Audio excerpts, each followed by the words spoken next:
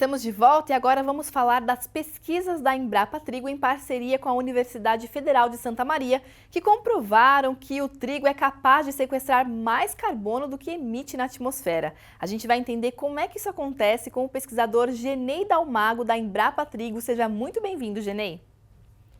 Obrigado pela oportunidade. Obrigada a você pela participação aqui no programa. Eu queria que você falasse um pouquinho, desse potencial descarbonizante do trigo, de quanto que é esse potencial e como foi que vocês chegaram a esse resultado, Genei? Bom, o trabalho, então, ele foi realizado numa propriedade que cultiva trigo de maneira tradicional já há bastante tempo, né? E foi usado um equipamento que ele consegue captar, então, fazer um balanço entre o carbono que é usado pela planta e aquilo que o sistema produtivo emite de carbono durante o ciclo de uma cultura. No nosso caso, nós monitoramos durante um período de um ano, iniciando com a cultura do trigo, depois passando pela cultura da soja e medindo, então, esse balanço de carbono nos períodos de pousio também, né? Bom, esse resultado, então, ele tem mostrado uma importância grande do trigo como cultura dentro do sistema produtivo para fixar carbono. Nesse período e nessas condições de realização desse trabalho, os resultados mostraram que o trigo descontado o grão que sai da lavoura, né? Por que descontado o grão que sai da lavoura? Porque esse grão, ele vai ser utilizado para alimentação humana e animal e para outros fins, e à medida que ele vai sendo utilizado dentro da cadeia, ele vai liberando o carbono.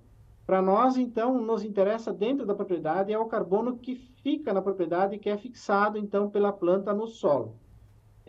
A partir desses resultados, então, nós observamos que o trigo foi responsável para a fixação em torno de 1.850 quilos de carbono por metro quadrado, né? Durante esse período, então, que se mediu o fluxo de carbono dentro do sistema. O potencial do trigo, então, ele é elevado por algumas características da cultura em si, porque ela é praticada aqui no sul do Brasil num período em que as temperaturas são mais baixas, né? Então, a emissão de carbono pelo sistema, ela é reduzida, né? Por isso, então, que o trigo se torna uma cultura interessante dentro do sistema de produção, por essa condição de ele fixar mais carbono do que é emitido durante o seu período de cultivo.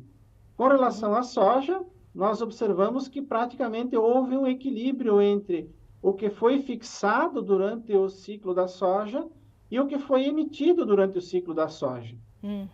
Ocorre que a soja, nessa condição, ela acaba sendo um pouco penalizada, porque no início do ciclo da soja, as emissões de carbono elas são elevadas, e elas são decorrentes principalmente do material orgânico particulado mais fino deixado pelo trigo, que ele se decompõe rapidamente, né?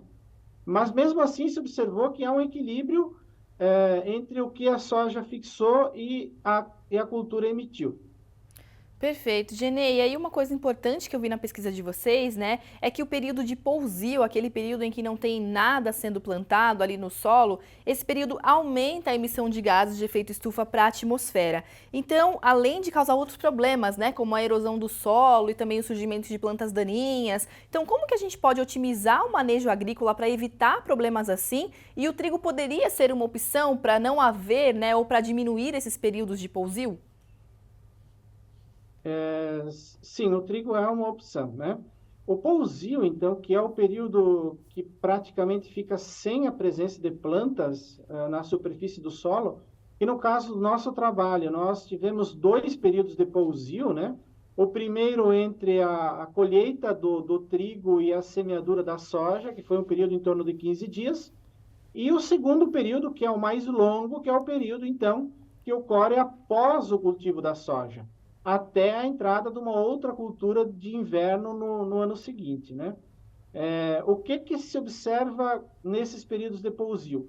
Pelo fato desses períodos não terem plantas crescendo sobre o solo, o balanço ele se torna extremamente negativo em termos de perda de carbono. Ou seja, e nesse período é onde ocorrem as maiores perdas de carbono para a atmosfera, principalmente e quase que exclusivamente pela degradação então do material orgânico que está no solo, devido à atuação dos micro-organismos durante as condições de temperatura, em função das condições de temperatura e umidade do solo que acontece nesse período. Para poder se reduzir essa perda de carbono, o que se indica é que se mantenha o solo cultivado 365 dias por ano. Ou seja, todos os dias, ou todo o ciclo dentro de um ano, ele deve conter, então, sobre a superfície do solo, plantas crescendo. Porque o crescimento das plantas significa fixação de carbono no solo e redução, então, do carbono emitido pelo sistema. Perfeito, Genei. E só para complementando, Claro. o trigo, nesse caso, ele cumpre duas funções importantes. Ou não somente o trigo, mas o trigo associado a outros cereais de inverno.